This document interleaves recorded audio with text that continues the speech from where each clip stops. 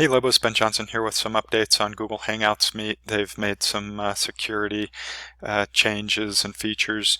I'm not sure if all of your old Google Hangout Meets are going to work, and so you may need to make some new ones, but if your old ones continue to work, I guess that's okay too.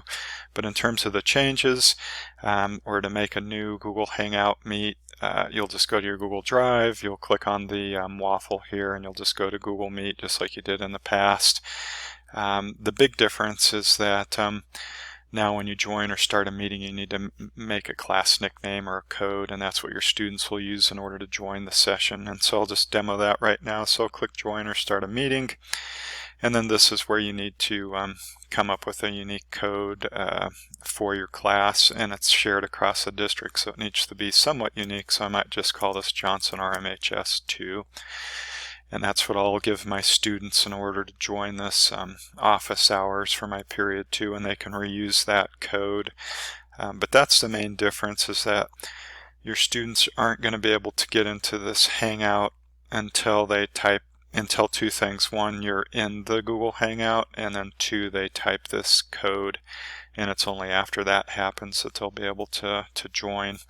And so that'll prevent students from joining the session before you've opened it. And then also when you close the session, as long as students aren't in there, they won't be able to continue to use your Google Hangout. So those are sort of the security updates, and then maybe it'll help keep others out of your Hangout Meet a little bit more easily. So you'll just be giving your students this through your Google Classroom or whatever tool that you're using. You can email them that code, and they'll just go ahead and hit continue. Alright, and at this point the students still can't get into this session because I haven't joined it yet. Okay, and it's only after you're in that they'll be able to join. And to give them this, you can give them this URL at any point, and also this code at any point also.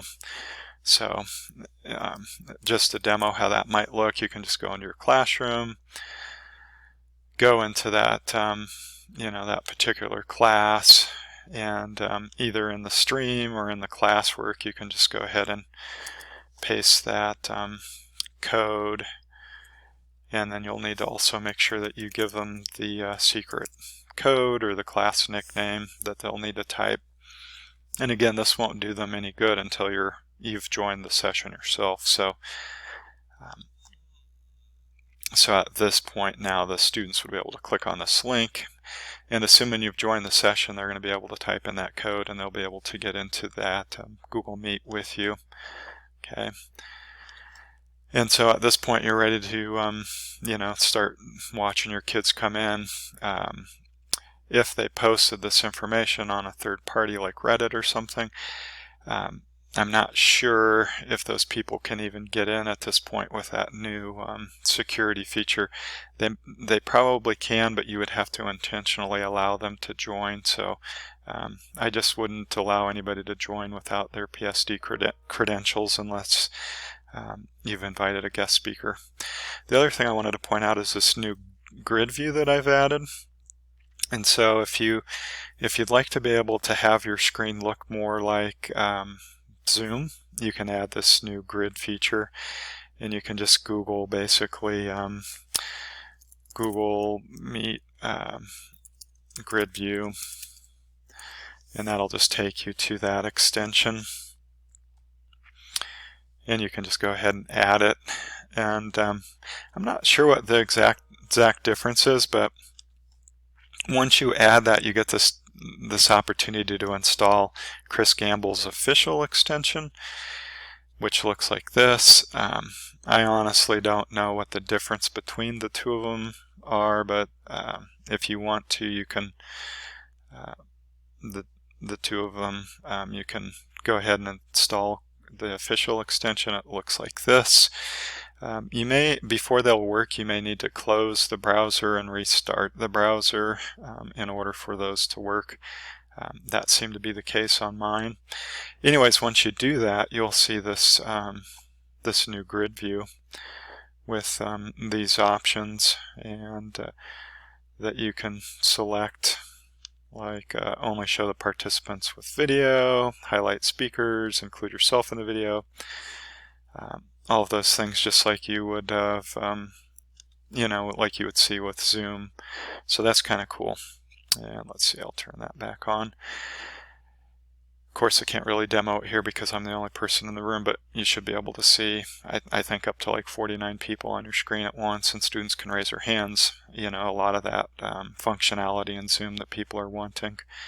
All right, now, if I were to hang up right now, students that are in this Hangout would still be able to utilize it. So it's really important, if you don't want that to occur, is to go to the people here, and you'll see all your students. And you can just kindly ask them to go ahead and hang up the call with that red phone button.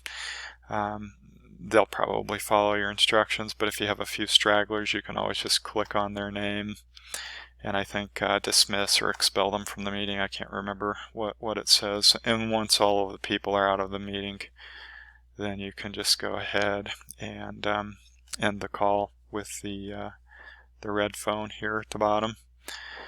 Okay, so two things there, the security updates in terms of using the class nickname, and then also the new grid feature that you'll see up here in Chrome that will allow your device to look more like Zoom. All right, so that's it. Thanks for watching the session today.